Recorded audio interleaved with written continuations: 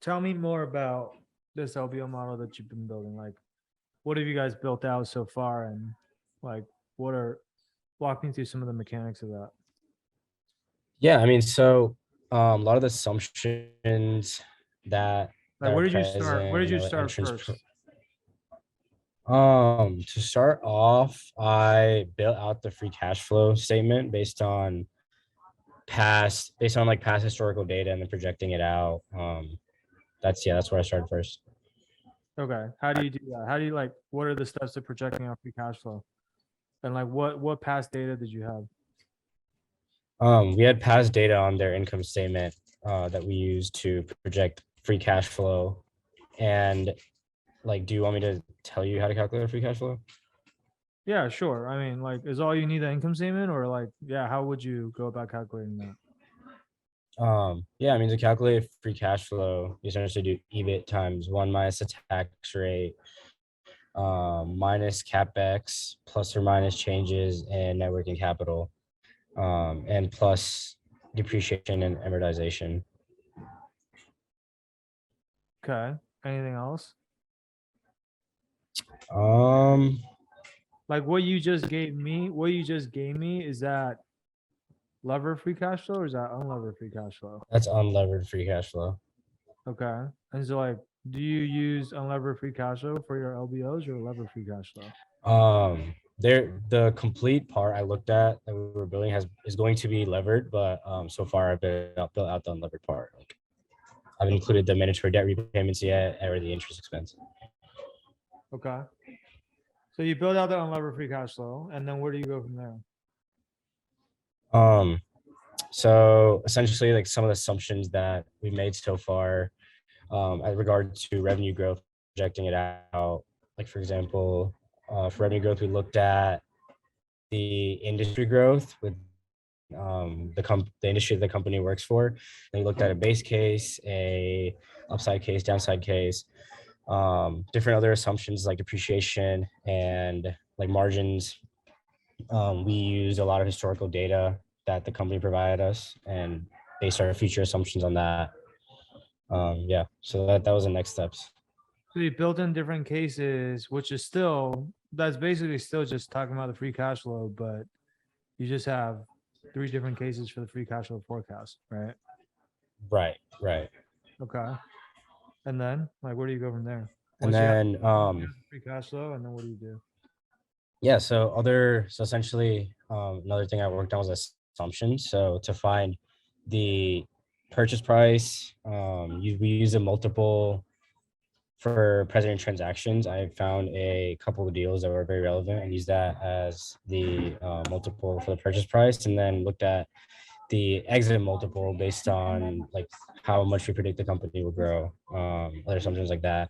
And as far as like the leverage ratios, that was what my boss essentially gave me. So that I didn't have as much of a role in that part. Hey guys, we're gonna get back to the content in just a second here, but before we do that, I just want to ask a quick favor from you. So we don't really promote a whole lot of anything on the channel ever, but if you feel like you're getting value from this, the one thing that you could do to really help us out is to just share this on your socials. So specifically, what you could do is go on Instagram and share this on your Instagram stories through a screenshot, and make sure to tag us at Wall Street Mastermind. Or you can also click the share button down below just to share this on any other social media platform as well. All right. Now, if you feel like you're getting value from this and you want more content like this, also make sure to click the subscribe button down below. That will just make sure that we can continue to get more of these useful tips into your feed on a weekly basis. And yeah, really just help us promote this through word of mouth. We really appreciate it. And with that said, let's get back to the content. You found the purchase price using a multiple, using precedent transactions. Okay. And Mhm. how did you go about finding the precedent transactions?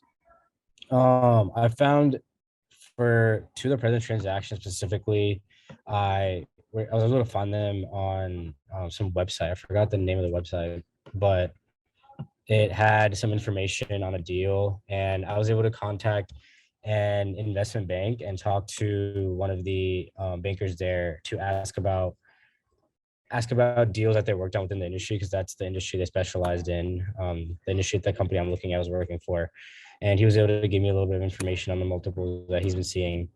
Also saw another website that talked about what companies in general within that industry I've been trading at lately in general. So yeah, I was able to kind of find a range for that and then look at the like middle and like mean of that.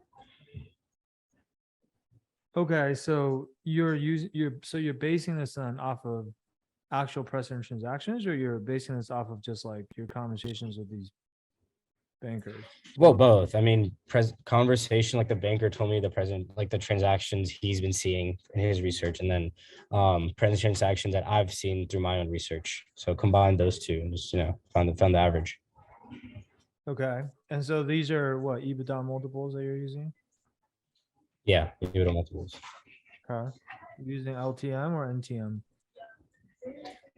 We used LTM, I believe. LTM. Yeah. Okay, so what was the multiple then that you came up with? Well, I can't quite share that because it's an ongoing deal right now. No, you can, because you just have to tell me who it is, right? Like I don't know Okay. who. We came up with 5 times. Okay. And by the way, just for your interview, like you're able to share stuff. You didn't tell me what company it is, so like I can't. Okay. Right. Um. Okay, so 5 times entry, right? And Hmm. then you said you guys predicted the exit multiple based off of how much the company would grow. So like, what did you guys use for the exit multiple? So for the exit multiple, we had again a downside, upside, and base case, but we just assumed that we're going to improve the company. We're going to improve its multiple over the time that we hold on to it. And essentially that's like what my boss was predicting. Like, yeah, we can improve this company by so much. And then we essentially decided to instead of 5 times, we decided to make the exit multiple 6.5 times. Hmm. Okay. What do you think about that assumption?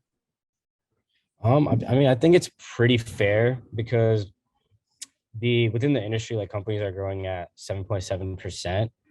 And if we hold on to it for 3 to 5 years, which is how long a lot of private equity firms hold on to companies, I can definitely see that being possible, especially if like although the market's going to be a little recessionary, if there's a comeback and like a lot of growth, and the industry that we're working with is relatively recession resistant, so I could definitely see that being possible. So like the 5x right now is you're saying that's like kind of the average of what their peers are trading at in this space, right? Yeah. So by saying you're going to exit for 6.5 times, you're basically saying that you think that by the end of your holding period, whether it's 3 years, 5 years, or probably potentially even longer, Hmm. they're going to be one of the best companies in their space and they deserve a premium valuation. Like, why would that? Why would that be the case? I mean, I feel like internally, operations wise, my boss relatively mentioned this, but there's a lot of thing operations wise that can be made more efficient, like cutting down a lot of costs, a lot of like revenue, like potential growth. He didn't specify how, but that was his main reasoning for the growth. Okay. I mean, look,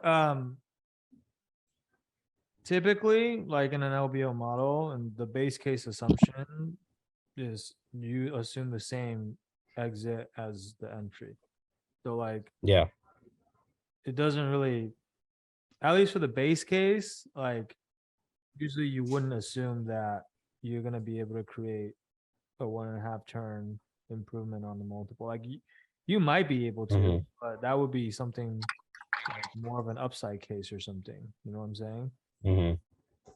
So that's where like I don't know, something I know maybe that is really what your boss want to do, but that's something for you to keep in mind. Like you might get challenged on that, like Okay. the answer that you gave, I don't really feel like is super strong in terms of the justification for why the multiple deserves to grow.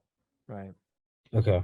So, hey there, I hope you enjoyed this video. If you're looking for more customized advice that's tailored for your specific situation, then I invite you to book a free strategy session with our team at the link below. We'll talk to you soon.